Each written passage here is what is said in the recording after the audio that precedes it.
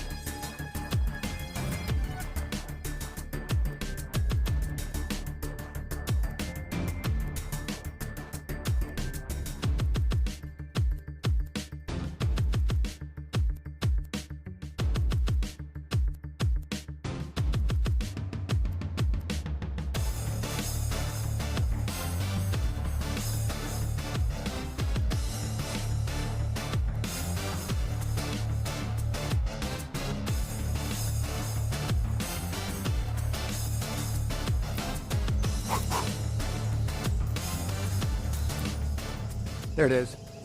So I set up a sort of a paint rack system here. It looks like I'm gonna have to paint one side, let it dry, then flip it over and paint the other side. I got to grab, my wife is actually doing a workout, so I'm gonna grab her so she can help me carry this thing over. She's already pumped up because she's been working out, so hopefully she's got the muscles to move this around. And then we'll put it there, and then like I said, I'm gonna prime it. I just ground it all down. I'm using the same stuff that I put on the boxes, storage boxes. It's the Rapture truck bed liner. Figured it would give it a little bit of durability being up on the roof. So that's what we're gonna do. So I'm gonna just prime it with some direct to metal etching primer. I'm not gonna put epoxy primer on it, even though I probably should. I don't really want to, so I'm saving that for something else. So I'm just going to use some direct to metal. It's like 20 bucks for a can. It's just spray can, rattle can. We used it on a project a couple, 2-3 weeks ago, and it worked out amazing, and highly recommended from the BASF guys that I work with. They're like, yes, this stuff is awesome. So I'm going to do that, hit that, let that dry on one side, then I'm going to paint it, and then I'm going to flip it, and then I'm going to paint the other side. All right, so this is what we're going to do. So let me go grab the wifey from working out, carry the thingy over, and then go back.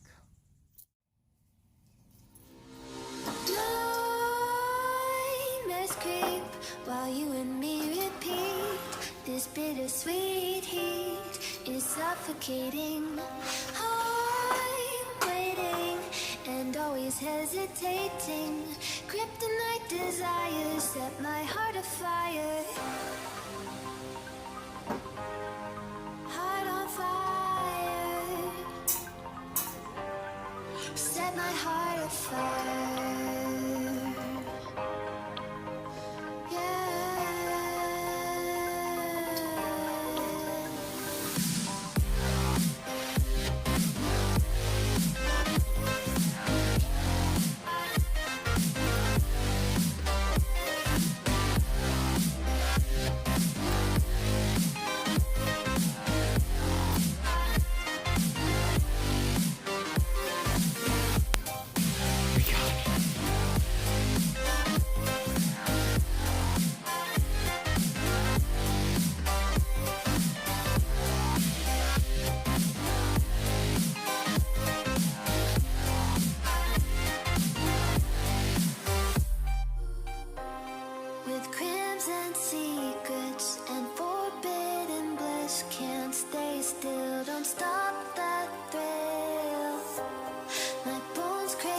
skin. Temptation within, mistakes ignite the silence. Nightmares creep while you and me repeat. This bittersweet heat is suffocating. I'm waiting and always hesitating. Kryptonite desires set my heart afire. Heart on fire. Set my heart afire. Yeah.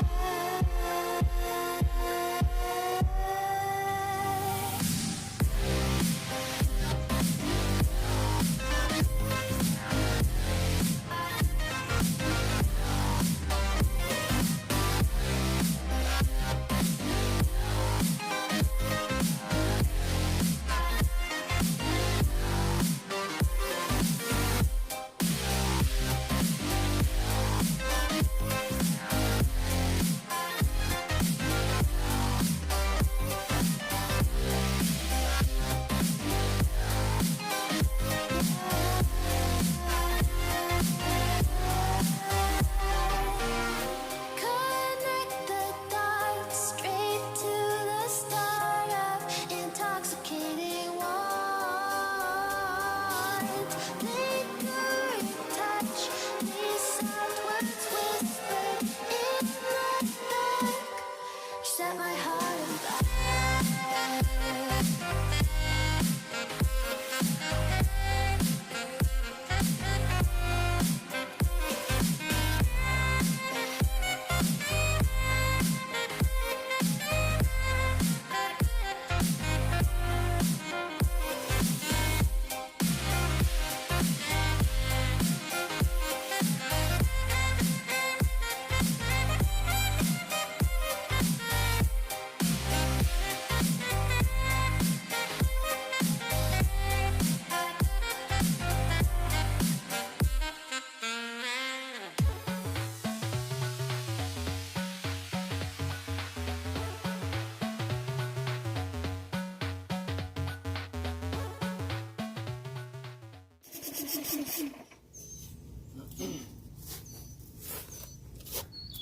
So there's 1 liter.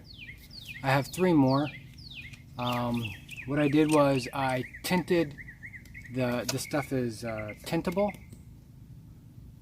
So I tinted it, and then I added the hardener, and then just used the Schultz gun. I got to go clean this out real quick. And there's that.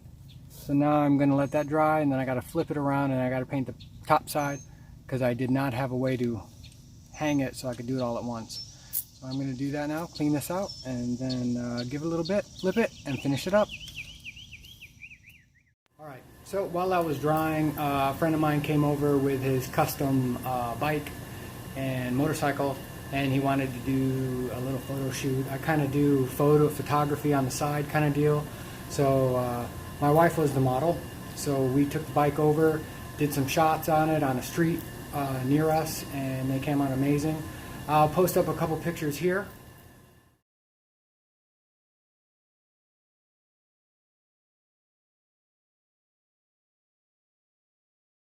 So now that it's all dried, we got the whole thing flipped over. So now we're going to paint the top side with the rhino lining stuff, and then go from there.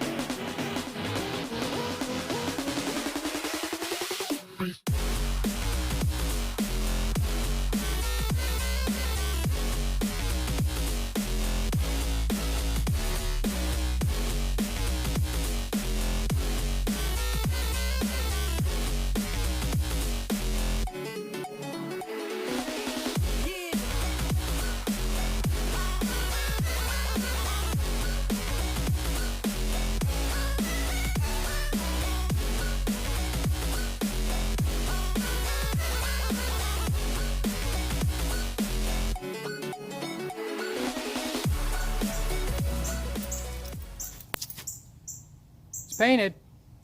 So gonna let that dry, then mount it up on the roof, lock it all in, and call that solar panel rack thingy done. So that first video was start to finish as far as the welding goes and the fabrication, and then this one was just prep, painting it, and then the final fitment on the roof. So stick with us and I will show you how we muscle this thing up there with that scaffolding. My friend's gonna be coming over either tonight or tomorrow, and we'll heave it on up there and I'll get that. All right, thanks for tuning in. All right, so I've got the scaffold ready. It's gonna go up there. Push it up a little bit. My friend's coming over. He's gonna help me push it up here, and then we're gonna lock it all in, bolt it in, and then go from there. All right, here we go.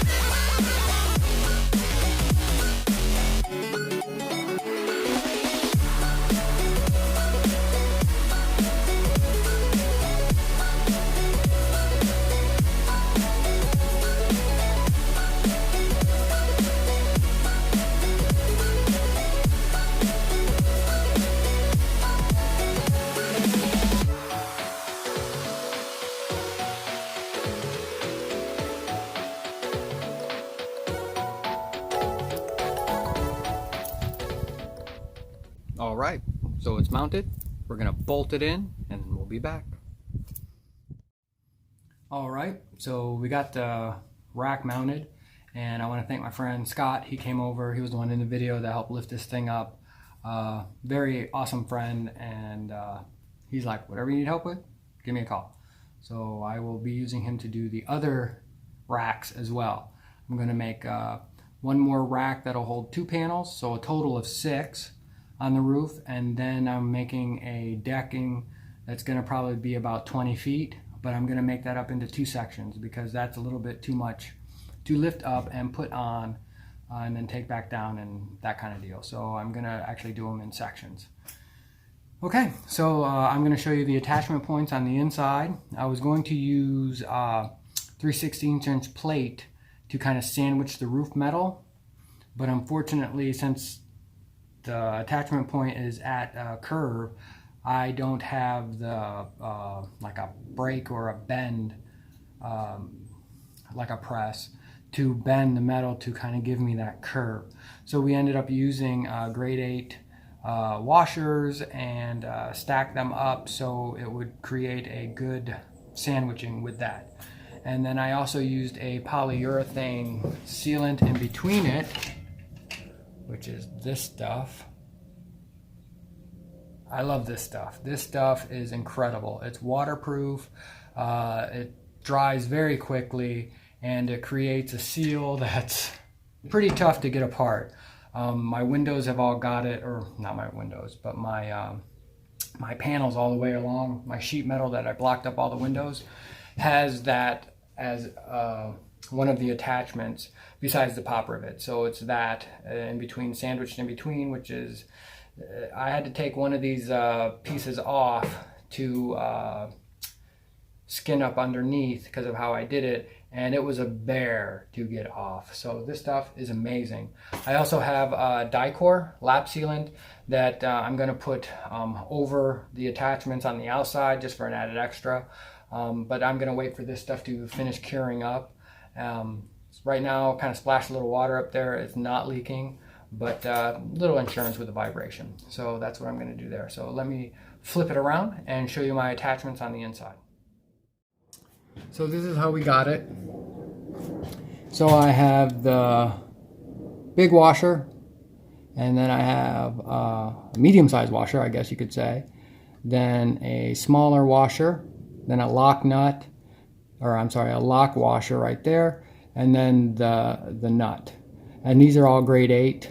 Like I said, I got them at Rural King. They sell hardware by the pound. So I have enough hardware now to do 2 racks total, and it cost me like $4 something. It was $3.39 a pound is how they sell it there. A little bit better than the Home Depot stuff, which is like $3 a bolt. You just have to go out there and look around, and sometimes the box stores aren't the place to go. So that's the attachments point. So each one is like that.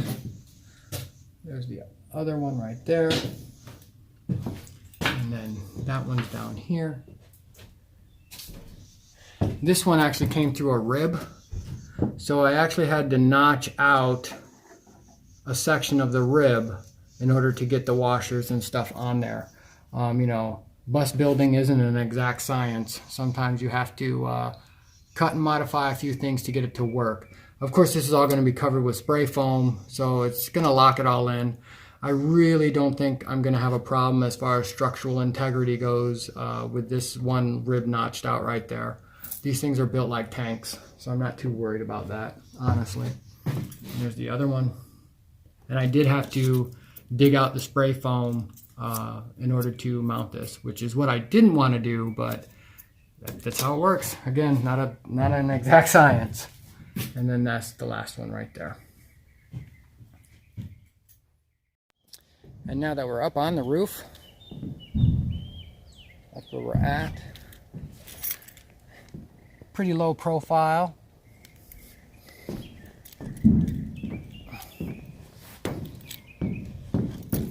So there's the attachments, like that, and then that's the urethane sealer that I have sandwiched in between, and then on the top I have another washer right there, and then the bolt runs through. And those are 1/4 inch. These are inches, inch long by 1/4 inch, grade 8. Okay.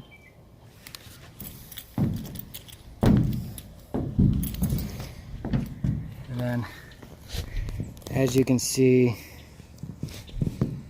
here it is right there. Get my finger out of the way. As you can see, that's the clearance, and it does not move at all.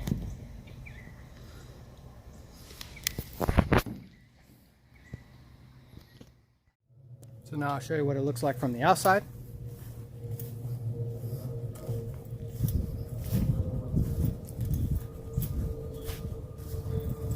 I like it a lot. I like going, I went, you know, the teal to kind of accent it out instead of just painting it white. That'll look really good. So we'll have another one right here, a smaller one that holds 2 panels, and then from here to all the way about to there will be deck. And the only way you'll be able to access the deck is through that front hatch right there. I'm not going to have a ladder on the outside. All right, so that'll do it for the rack right here. Since I showed this process, I'm not going to do more videos on the next one and the next one and the next one. So that kind of gives you all a good idea on how to do this. So let's get into cost. So the cost of materials for this unit right here, total, it was $210 for all the metal for it. The hardware for it all was like $3. The Rhino lining, or the Rapture that I painted it, it's $100 for the 4-liter kit. I used 2, so probably we'll say $50 for that.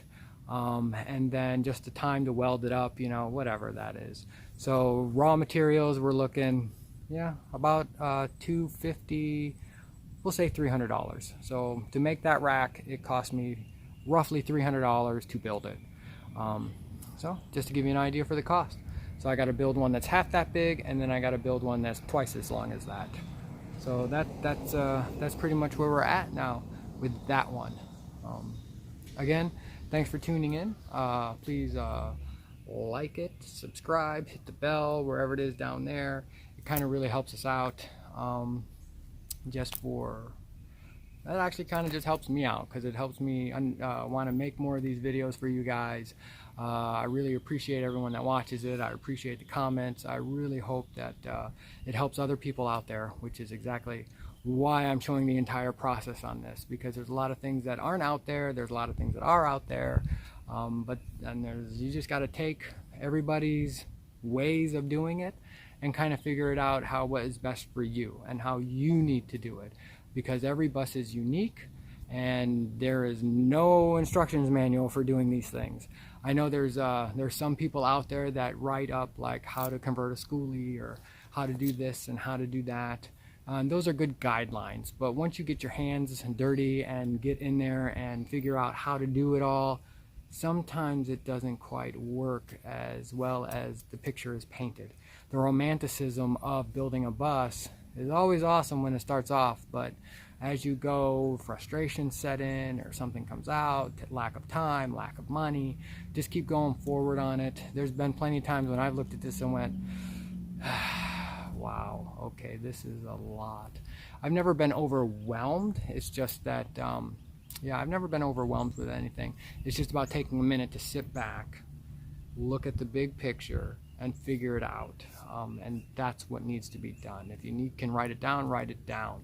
If it's all in your head, it's going to be tougher, because sometimes you take one step forward and you got to take 2 steps back, because that 1 step forward wasn't the right time to do that step. I've definitely done it on a couple projects. And I've never written anything down until that. Now that I've built one, I have written it all down. You know, I've graphed it all out, so I know exactly when I build the other ones, exactly what it's going to take to do it. And that's going to help in the long run. So that's my advice. Again, thanks for watching, and stay tuned for the next one. I'm not sure what we're going to be doing next for videos. I know I have to fix some metal issues around here and fix this box, because it's been hit right there. So I got to pull this out, move it out, and then redo the door. And then there's a little bit of rust right here, and I have to patch that area all up, which means taking the rub rails off and no big deal. And but I'd really like to get the front painted, because I have all these pieces that are painted and just sitting in my shed that just want to go back on. And then, little tip, right here on my mirror, I actually have to extend this out 16 inches. So I have to cut this, put in a piece that's 16 inches longer to bring it out farther. I had to correct the dimensions here, 24 inches, but since I moved it back 16 inches to bolt it to the thing, I lost 16 inches out that way. Little things that, yeah, make sure that you, I guess, measure twice, cut once, because that's, I just got to cut it at a piece, but still, it's already painted, it's all nice. Well, now I got to mess it all up to get it back to work. The other mirror is fine. The other mirrors work perfect because it's the driver's side and it's right there, so that's good, but this one's got to come out. Okay, well, thanks again for watching, and this is going to do it for this video, and we will see you next time.